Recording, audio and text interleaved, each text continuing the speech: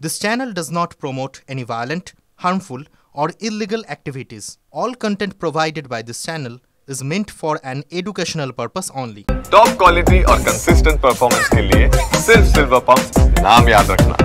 পরে খবরে আসি, ট্যাংরাকাণ্ডে গ্রেপ্তার দে পরিবারের ছোট ভাই প্রসূন, স্ত্রী রমি, মেয়ে প্রিয়ম্বদা ও বৌদি সুদেশনা তিনজনকেই খুনের কথা কবুল করেছেন তিনি। মানে বাড়ি থেকে যে তিনটি দেহ পাওয়া গেছিল, তিনজনের দেহ পাওয়া গেছিল, তাদেরকে খুন করেছেন তিনি। খবর পুলিশ সূত্রে গতকাল এনআরএস থেকে ছাড়া হয় প্রসূন দেকে, এরপর নিয়ে যাওয়া হয় ট্যাংরা থানায়। আর দীর্ঘক্ষণ জেরার পরে এই বক্তব্য বলেন প্রসূন দে। ট্যাংরাকাণ্ডে গ্রেপ্তার দে পরিবারের ছোট ভাই প্রসূন, স্ত্রী রমি, মেয়ে প্রিয়ম্বদা ও বৌদি সুদেশনা তিনজনকেই খুনের কথা কবুল করেছেন তিনি। এনআরএস থেকে ছাড়া হয় প্রসূন দেকে, এরপর নিয়ে যাওয়া হয় ট্যাংরা থানায়। দীর্ঘক্ষণ জিজ্ঞাসাবাদের পর গ্রেপ্তার করা হয়।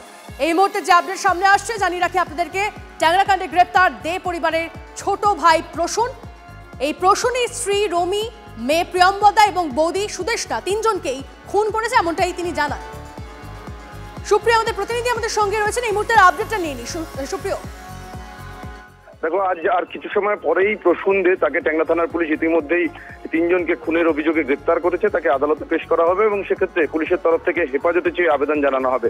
তার কারণ এই গোটা ঘটনার পুনর্নির্মাণ করা থেকে শুরু করে আরো বেশ কিছু বিষয় স্পষ্টভাবে তদন্তকারীরা জানতে চাইছেন। আর সেই কারণেই তাকে আজকে আদালতে পেশ করার পর হেফাজতে চেয়ে আবেদন জানানো হবে এবং সেক্ষেত্রে প্রথম থেকে কিন্তু প্রসূন দে সে তদন্তকারীদের বিভিন্ন সময় বিভিন্ন বয়ান দিয়ে বিভ্রান্ত করছিলেন। তবে পরবর্তীতে সে তার নিজের স্ত্রী, এমনকি বৌদি এবং তার পাশাপাশি গতকাল তাকে থানায় যখন হাসপাতাল থেকে ছাড়া পাওয়ার পর নিয়ে যাওয়া হয়, সেখানে যাওয়ার পর কিন্তু সে তার নিজের মেয়েকেও খুন করার কথা স্বীকার করেছে।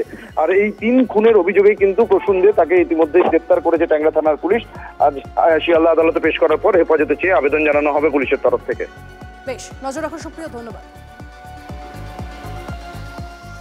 এবার সন্দেশখালী দিকে নজর রাখতে হচ্ছে, কারণ দুর্নীতির অভিযোগে ফের তপ্ত সন্দেশখালী।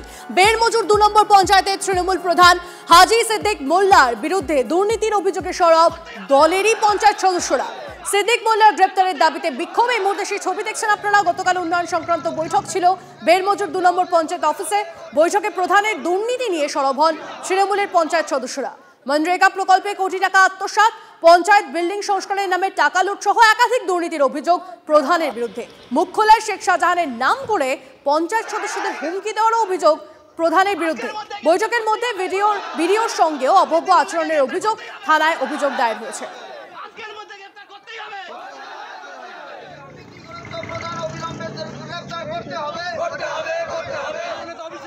হাজী সিদ্দিক মোল্লা বলেন যে কয়েকদিনের মধ্যে শেখ শাহজাহান আসছে, তোদের টুকরো টুকরো করে ফেলবো, তোদের ব্যবস্থা করে ছেড়ে দেবো, এবং যাতে তোরা সুস্থভাবে না চলতে পারিস, আমার বিরুদ্ধে যেন নড়তে না পারিস, সেই ব্যবস্থা করে ছেড়ে দেবো। তদন্তে প্রমাণিত হয় যে প্রচুর টাকাই এই বেরমজুর 2 নম্বর গ্রাম পঞ্চায়েত থেকে লুটপাট হয়েছে। এখনও দ্বিতীয় পর্যায়ে তদন্ত অপেক্ষায় রয়েছি আমরা।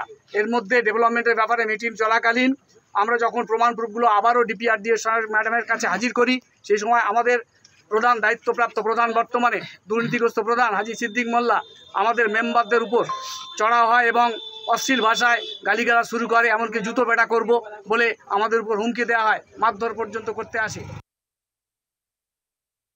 এরা চাইছে যে আমাকে এখান থেকে সরাতে পারলে ওরা পঞ্চায়েতের অর্থটা তছরুপ করবে, আমাকে সেভাবে প্রস্তাব দিয়েছিল, আমি মানিনি।